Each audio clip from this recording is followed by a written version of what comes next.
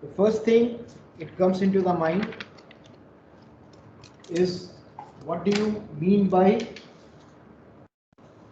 the financial engineering? So let's try to understand what do we mean by the financial engineering.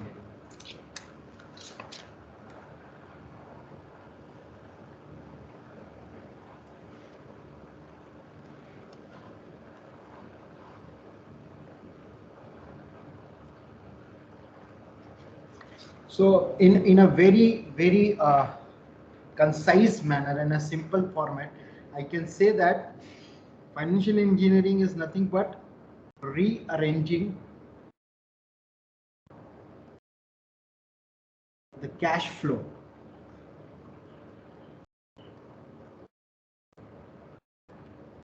using the available financial instruments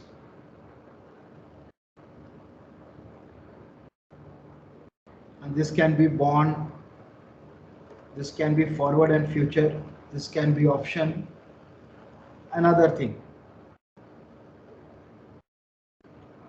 to achieve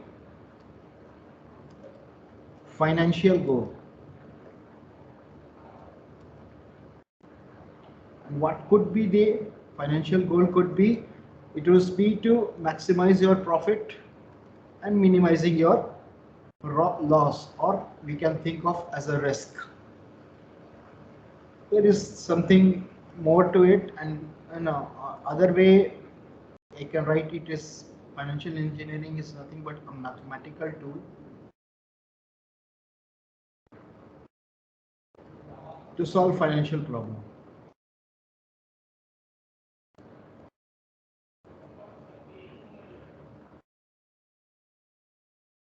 So is this definition clear to you? Both of the way of understanding financial engineering, it's very simple. Is it okay? Yes, sir. Yes. Yes.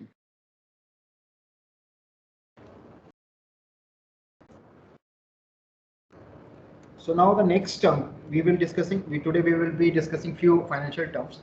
So the next one is the financial market.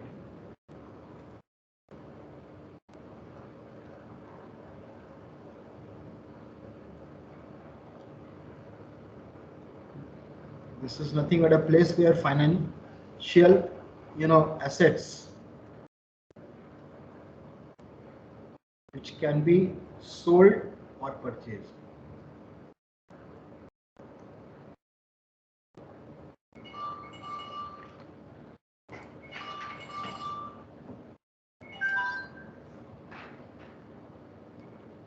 The next one is, the term which you will be hearing very, frequently is money market and capital market.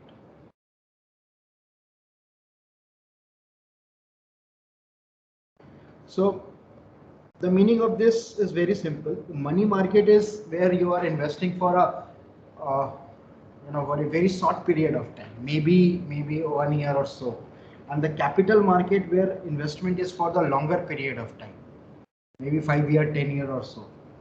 So think about it. When we talk about the money market, the risk is less because it's a short-term one, and when we talk about the capital market, the risk is a bit high as compared to the money market.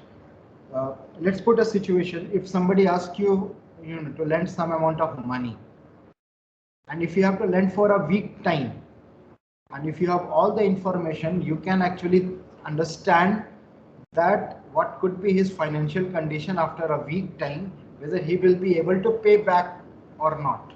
So you have more information, and in other words, if you have more information, your risk is less. But if this the amount you have to, let's say, lend it for 2 or 3 years, then you actually cannot predict what will happen in 2 3 years, what will be his financial condition, whether he will be paid back or not. So in the money market, risk is less as compared to the capital market. Is it okay? Money market and capital market. Yes, sir. Right. So the next one you will be hearing is primary and secondary market.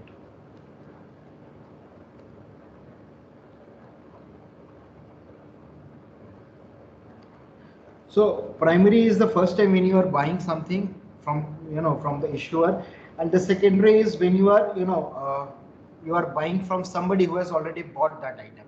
So if IPO is being issued, you can think of it is in the primary market. But if this the share is already there in the market for last few years, and if somebody is buying or selling, then it becomes a secondary market. So because of the secondary market, right, all those financial instrument which can be traded into the secondary market, it becomes very important to understand.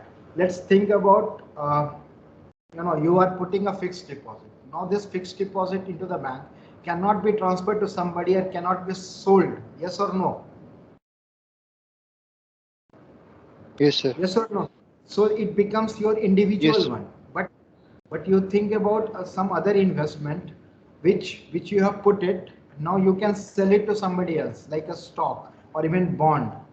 I'll talk about bond and everything. Then it has a secondary market. Its prices may vary because of many conditions, that company has done well, or company is in loss, or even interest rate in the market has increased or decreased. There are many factors. So because of the secondary market, we have a big subject, which is financial engineering. Then we have a spot market.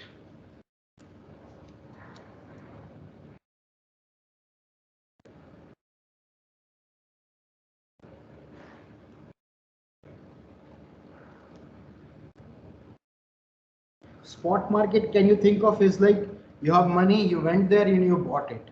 So whatever is the present price of any asset, you went there, you paid the money and got it. That becomes a spot market. Then you have a future market.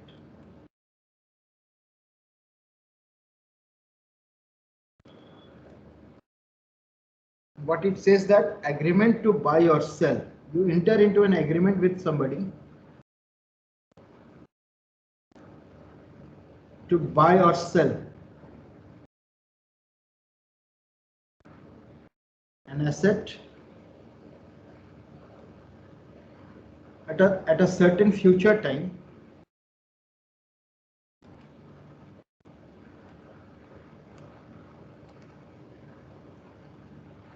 at certain price. So you enter into a future market or a future contract with somebody, saying that I'll buy this particular item after 1 year at this price. This could be an oil also. You have understood that after 1 year you need some gallons of crude oil. So you enter into a future market, understanding that the prices may fall or increase. We will see how we will do the risk assessment using the forward and future and option, saying that after 1 year this would be the price at which I'll buy it. Is it okay? Spot market and future market.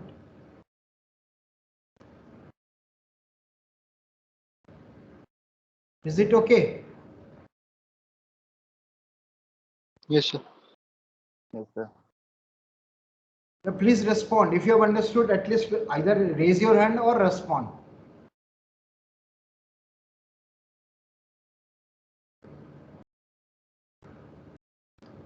Great. Then there are these two terms we will be using in our class very frequently: long position and short position.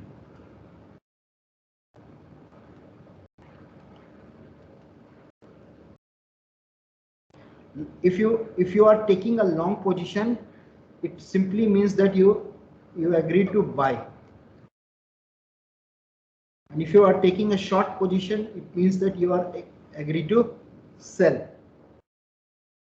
So if you are buying anything, then you are taking a long position, and when we are selling anything, you are taking a short position. Is it okay? Long position and short position.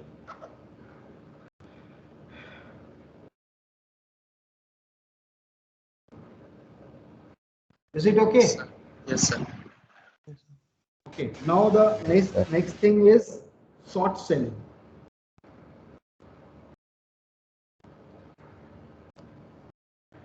So short selling is that you borrow an asset,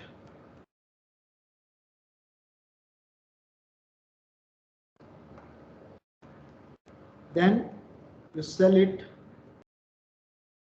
whatever you have got, invest the money. After that, when the period is over, you buy the product or buy the asset and return it. This is a short selling. Is it okay? Short selling. Sir, can you repeat? So your short selling is you are selling something which you do not own. You do not have anything. You have borrowed from somebody, right? You have sold it into the market, and from the person you have borrowed it, he is not bothered about the price. He is bothered about only his asset. So he has lent you the asset.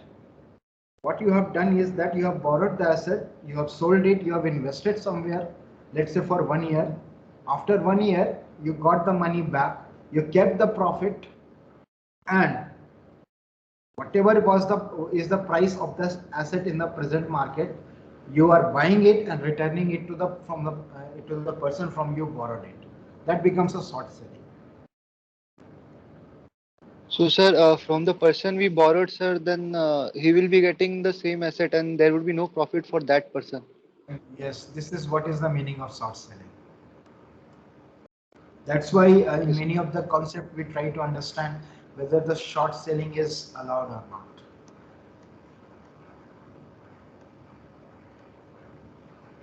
Okay, in many of the trading it is possible, but not in all.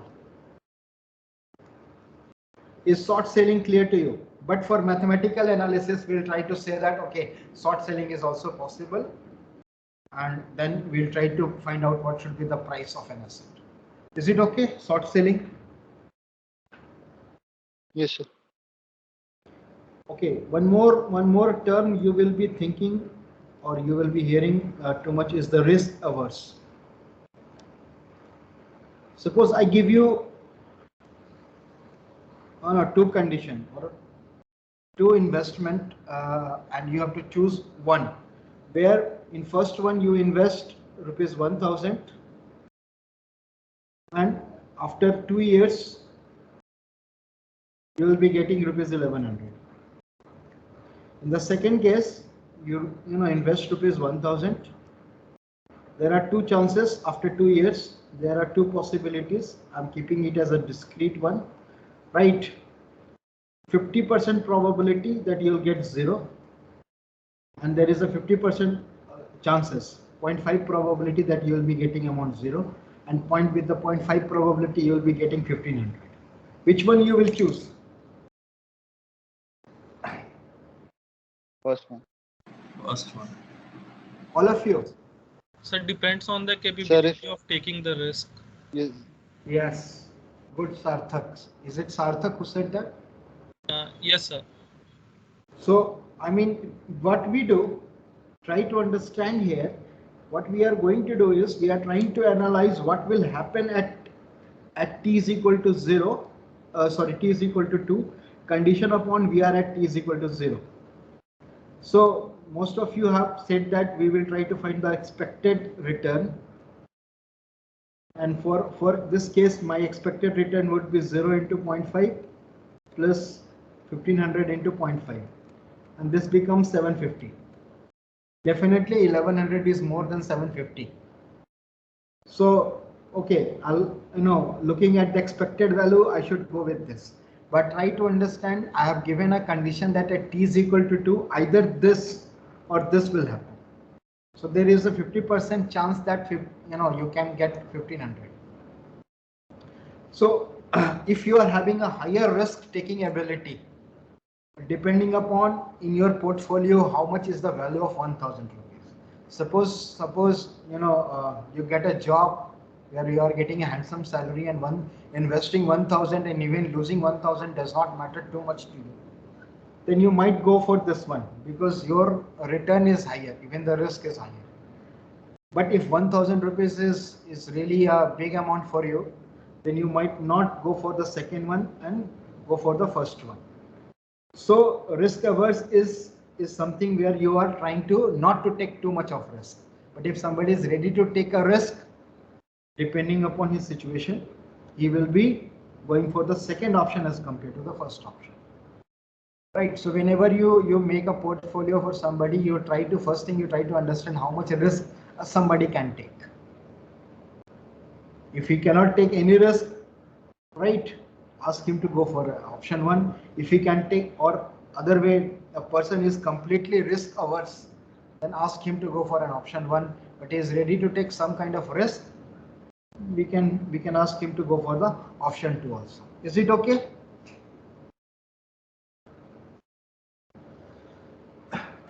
Yes, sir. Yes, sir. Right. So the next term, I will talk about the bond. So what are the bond which has a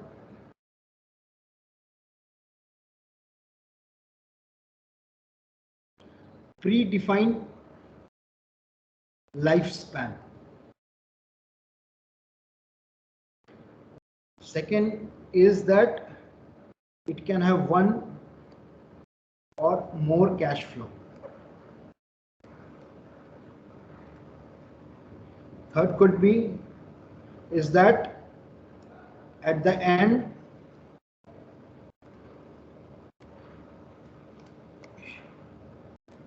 you get your initial investment or your principal amount. So suppose a bond is there, I'll talk about that, and it says that okay, invest 100 rupees initially at t is equal to 0. Then year 1, year 2, year 3, year 4 you will be getting 5%. So you will be getting rupees 555 for the 4 years, and at the end of year 4, along with 5 rupees, you will get the principal amount, which is 100 rupees. So this is a predefined lifespan. You know what would be the return and how long it would be. So the cash flow and lifespan is known. So when we talk about anything which has been invested as a bond, we said that it's a fixed income security. It's a part of fixed income. It means that you actually know that today I'm investing in this much amount of money every year, or whenever is the cash flow occurring, what is the amount which I'll be getting. Right. So when everything is known to it, then why it is very interesting? Bond. Can somebody tell me? You know everything for certain, that I have to invest this much amount of money and this is the cash flow for the future I'll be getting. So, but why this bond becomes an interesting? Very low risk associated with it, sir. Bond. Why don't we talk about fixed deposit then? Sir, the So, interest like rate in bond is more are than the part fixed of deposit. secondary market. That's why, like we can sell them again. Okay, let's try to understand this one. Suppose the principal amount is 100. I change the color so that so this is the cash flow. This is the initial amount. So whenever I'm saying downward, it means that you are investing, and when it is any line is upward, you are getting. So year 1, year 2, year 3, year 4, and this is year 5. This is what is going to be the cash flow. Now suppose you want to sell it at the end of year 1. What should be the price you will put?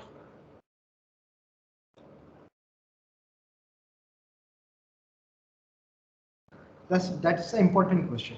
Suppose if I say that year 1, year 0 to year 1, the value has increased from 100 to 105, if the market interest rate is 5%? Yes or no? Yes, sir. Yes, sir.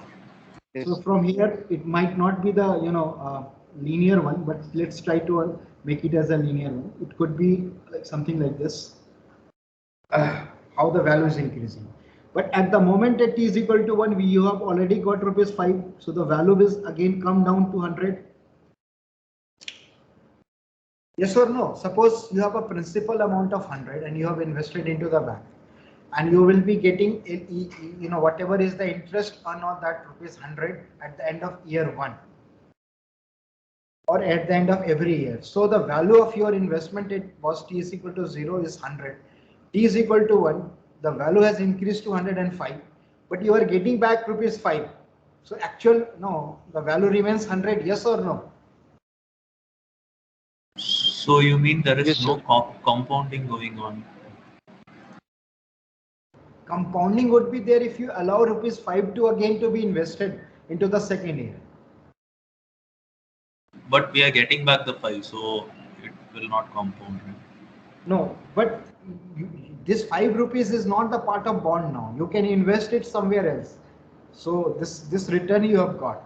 Only looking from the bond perspective, the value would have now again come back to 100. Yes or no? Yes, sir. Then why it is so you said important? that we are getting like fixed amount of returns after every year, so like we are assured of getting it, right? Is that the reason? No, but if now you want to sell it, what would be the price? 100 rupees itself? Yes. Yes, sir. Yes. Yes. Then why it is so important?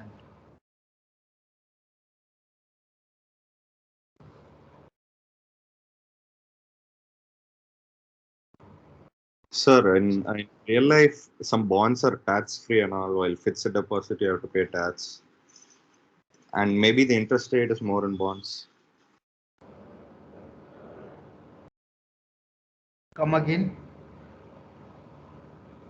Sir, in real life, some bonds are government bonds, so they are actually tax free. The interest that which we gain from it, I suppose.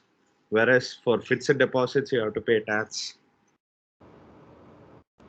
Okay, now I'm not going into that legality whether you have a pay to the pay to So, no. so like let's suppose after 1 year there is another bond in the market which offers better interest rate.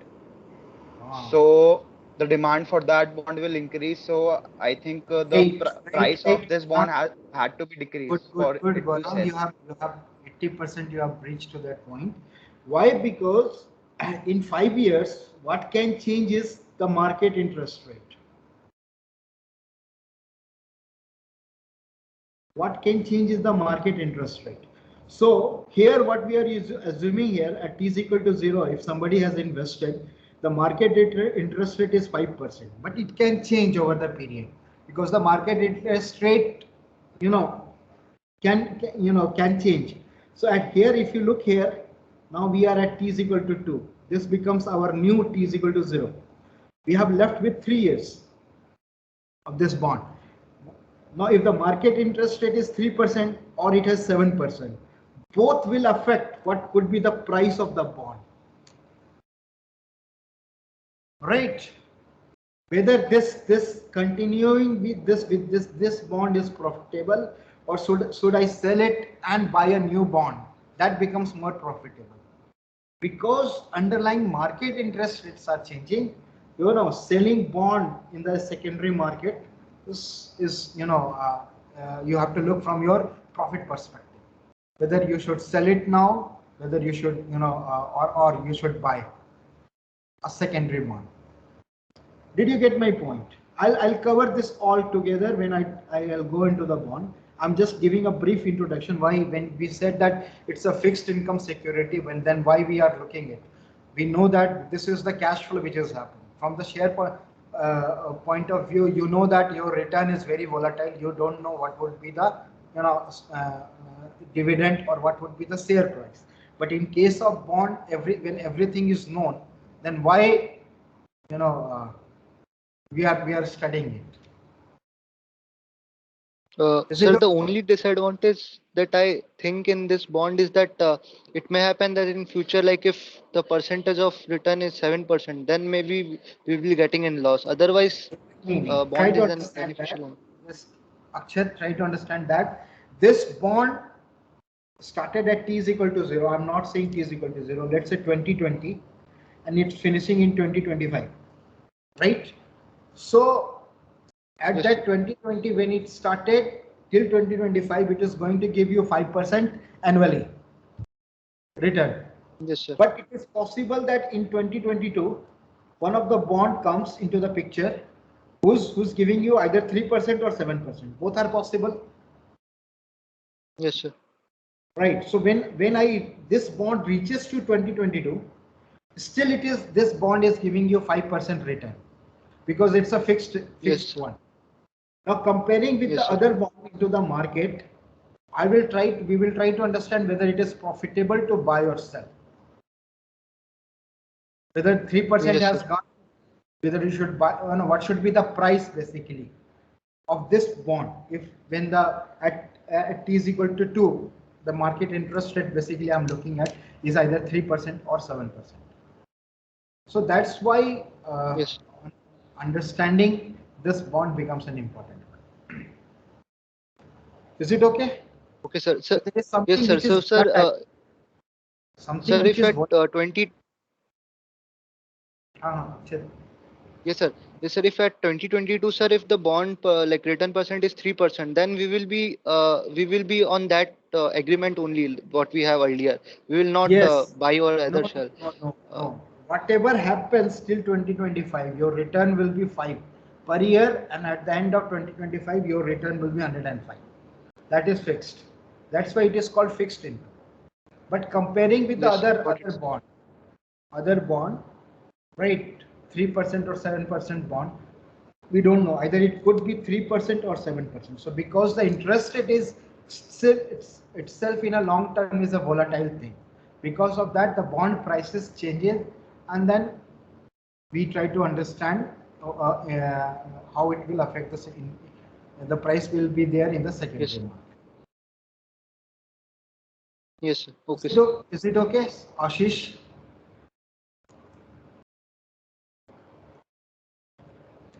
Ashish Sudhir.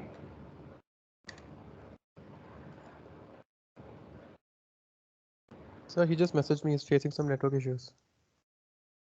Sure. Now the next thing is we talk about equity.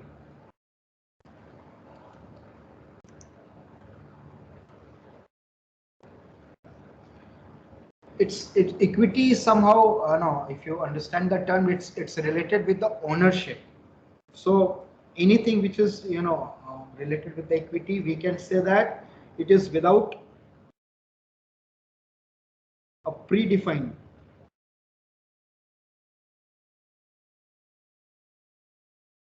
lifespan, right? May or may not pay dividends, which is again dividends we can look it from the cash flow perspective. Third one is a rate of return.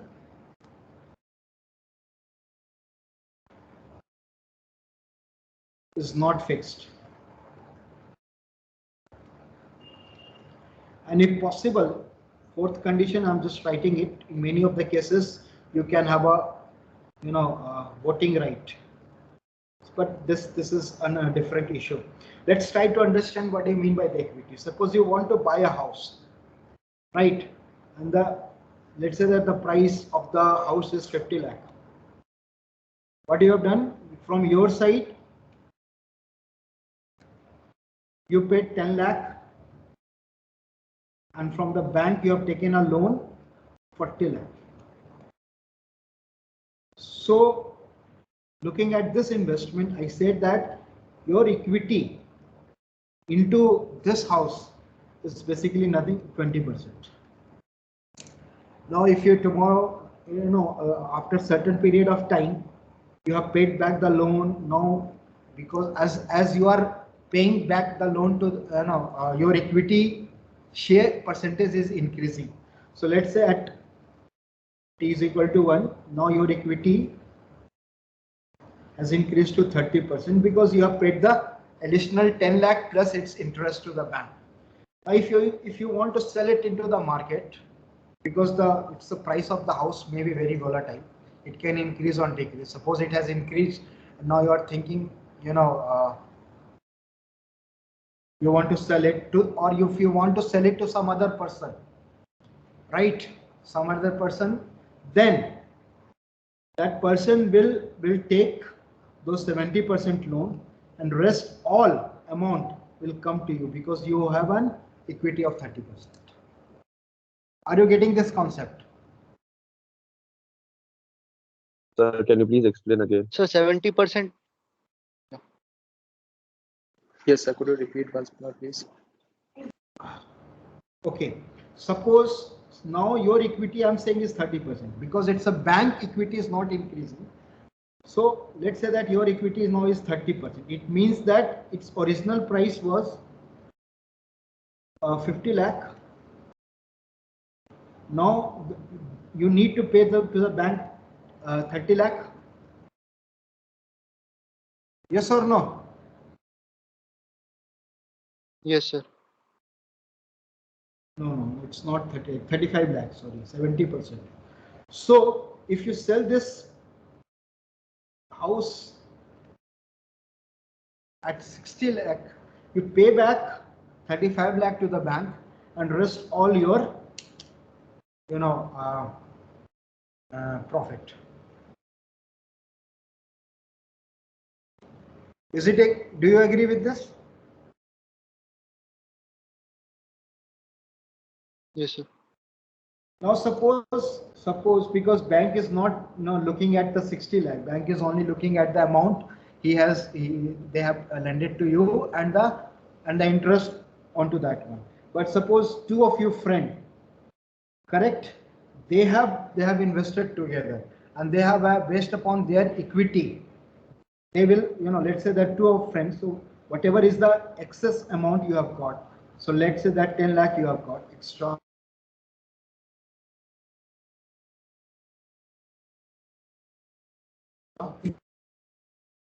Respectively, if your initial investment is same and you are paying the loan equally, right? This is what is the meaning of the equity. Equity simply means that for any asset you have certain percentage of ownership. If you have understood equity, please raise your hand.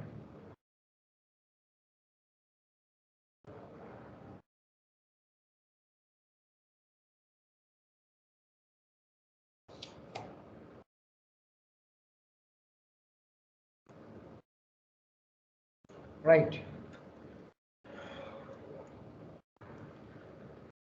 Yes.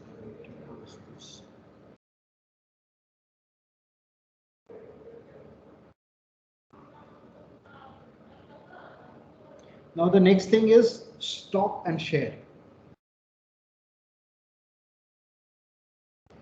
Stock is same is like if somebody is selling its ownership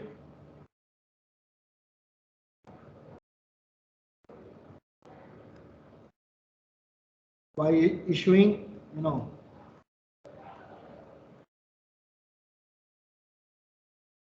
right, stock. It means that suppose a company enter into is basically offering an IPO. So what it is doing is that now you have become an investor in that company and you have got certain ownership depending upon how much ownership a particular company is selling. Let's try to understand this one.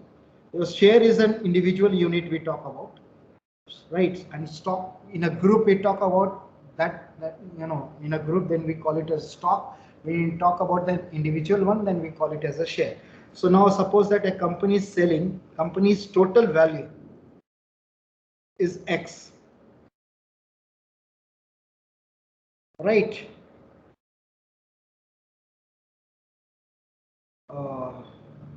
Not X, let's say that Keep it very simple. Let's say company's total value is 10 lakh and now he wants to sell 20% of its ownership, right? In terms of 10,000 or 1,000 stocks. Then the price of each of this stock would be how much? Will be 2 lakh divided by 1,000. How much it is? 200, sir. 200. Did you get this concept? Yes, sir. Yes, sir. Now, tomorrow, if the company has a profit, net, profit which is Y, then the dividend, total dividend will be, it has to give to all of its, shareholder is 0.2Y, and each of this, share will be having a dividend amount which is 0.2Y by 1,000. This is the dividend which each of this will be getting. So let's say after time period, the company declares that it has got a profit Y, right? 80% of the ownership, ownership is still with a company, so it will keep 0.8Y with him, and 20% of Y it will share among all its shareholders. So for each share, if you are having a 1 share of that particular company, your dividend amount will be 0.2Y divided by 1,000. Is it okay? Yes, sir. Sir, Yes, isn't sir. there a voting process involved for the dividend too? Voting is there. Then I said that I will not look at from that perspective whether that's a technical issue. But yes, if you own a share in many of the companies, you have a voting right. Okay, sir. But that's a different issue which we'll not be covering here. That's a technical part. So these are the few, and if more would come, I will discuss about it again. Now let's come back and talk about this currency. So you know about the currency. I'm not going to define that one. Important one is the interest rate. So interest rate can be understood from this perspective that it's a rental value of money. You have compound interest rate,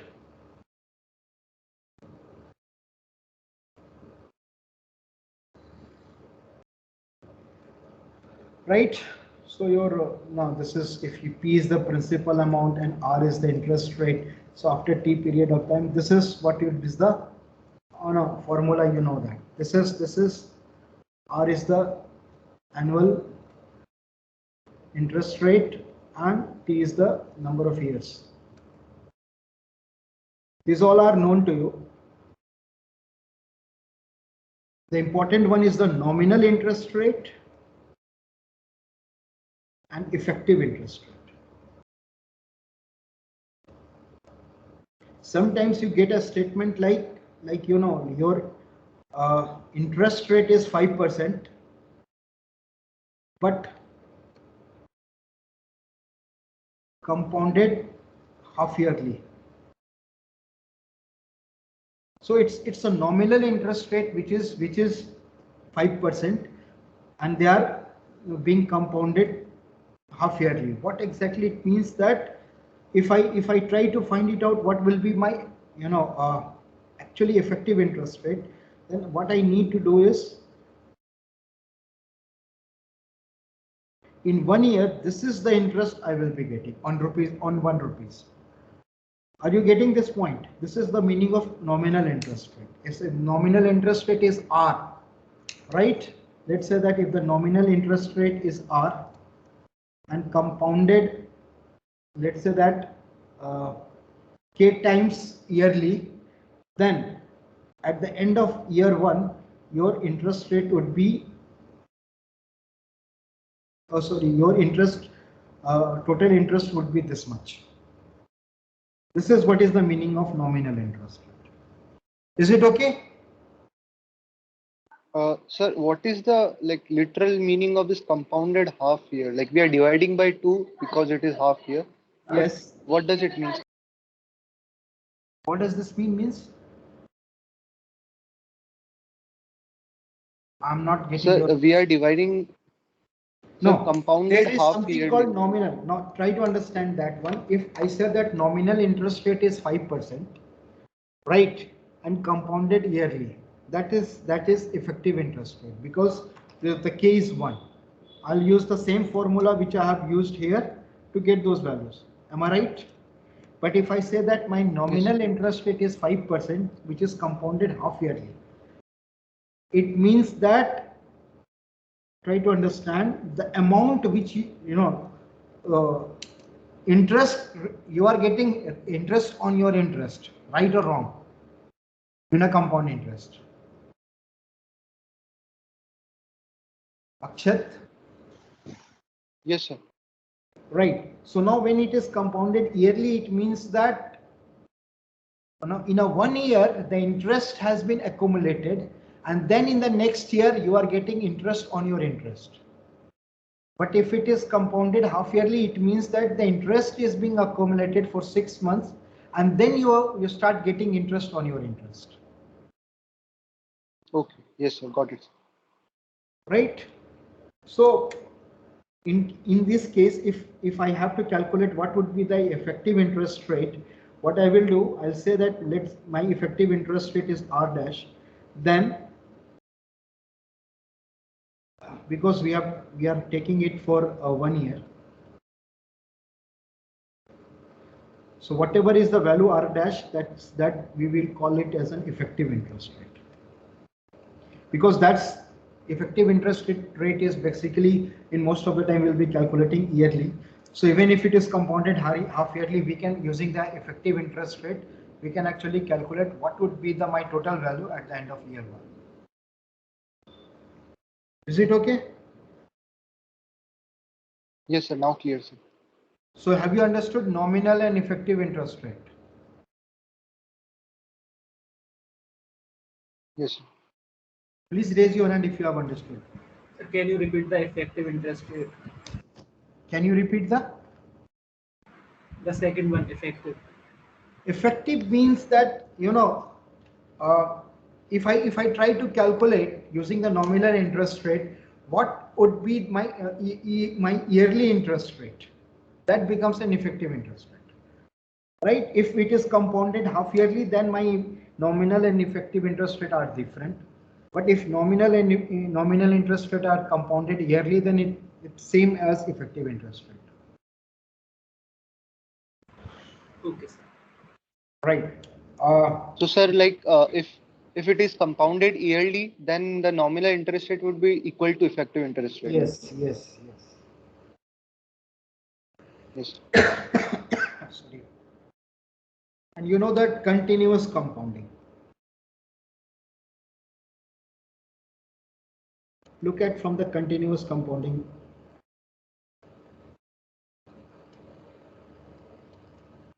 So if I look at the nominal interest rate perspective, and if I say that the same formula, if I write it here, right, let's say that it is in nominal interest rate is R, and it is compounded K period of K number of times in an year, right? So this is what I will be getting an interest on ₹1, right? If I have to look at as a K as a continuous compounding, I have to go with the limit K tending to infinity, and then it is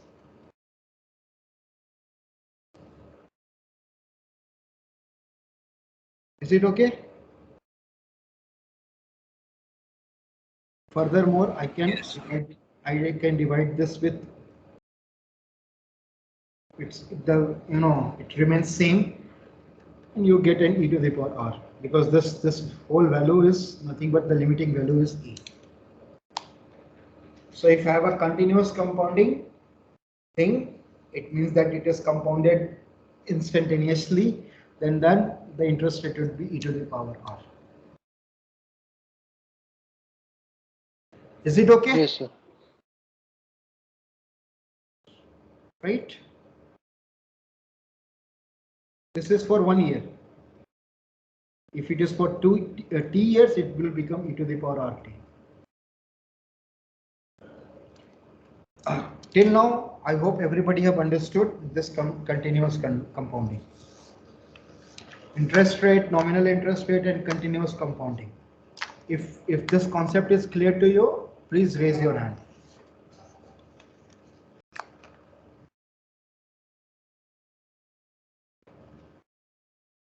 Right. So the last thing from today's lecture, we will talk about net present value. NPV. Suppose we have a cash flow. Right. C0, C1, C2 till CT. This is T is equal to 0, T is equal to 1, T is equal to 2, and T is equal to capital T. Right. If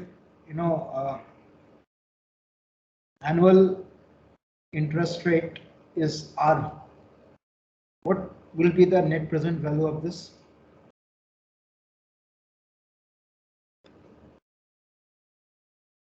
Anybody?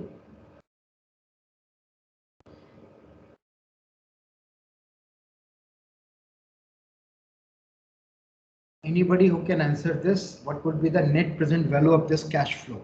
Do you know what is the net present value? So we will discount all the cash flows with respect to the risk-free rate of return.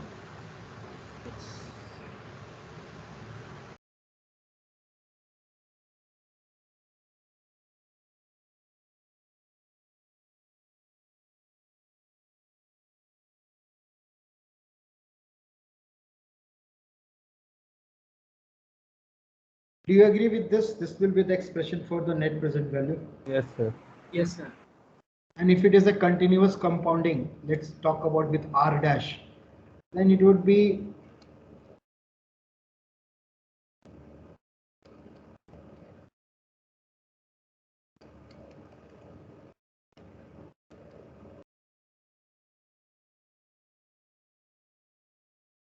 do you agree? This with Yes. respect to the annual compounding, and the second expression with respect to the continuous compounding. So depending upon how you are taking the interest rate and how the cash flow looking from perspective, whether it is annual compounding or the continuous compounding, you can calculate the net present value.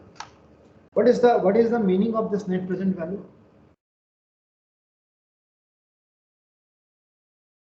Okay, these all are called discount factor.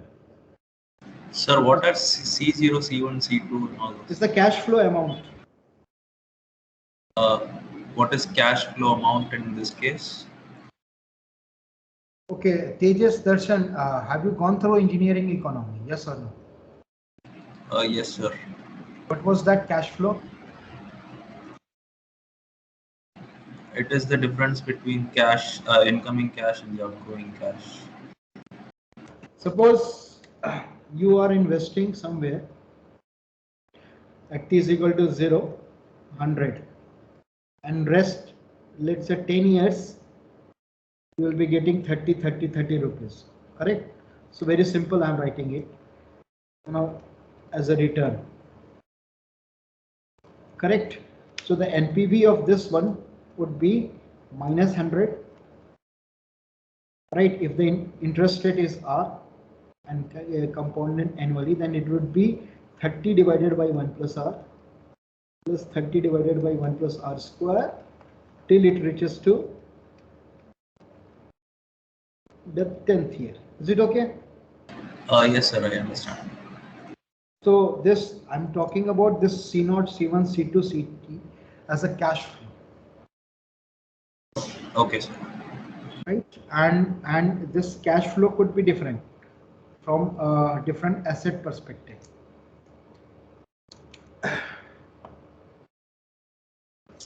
I hope this basic is okay with you. Next time we'll start with the bond and try to understand the different concepts of the bond.